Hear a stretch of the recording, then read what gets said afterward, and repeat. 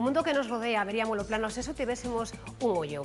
Actividades tan cotiás como, por exemplo, conducir ou xogar ao fútbol resultarían moi complicadas.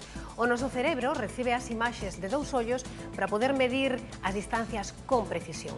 As novas tecnoloxías imitan esta habilidade cerebral para construir universos 3D tan perfectos que somos incapaces de diferenciar e de distinguir entre o real e o virtual. Hoxe, en Conexións, adentrámonos nos mundos digitais. Da man de Manuel Meijide, director da empresa galega Ilux Visual Technologies. O biólogo Xurxo Mariño explicarános como se construen as imaxes no cerebro.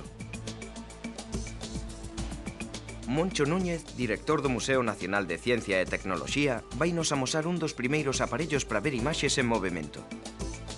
Escoitaremos a opinión de Guichos sobre a evolución da televisión.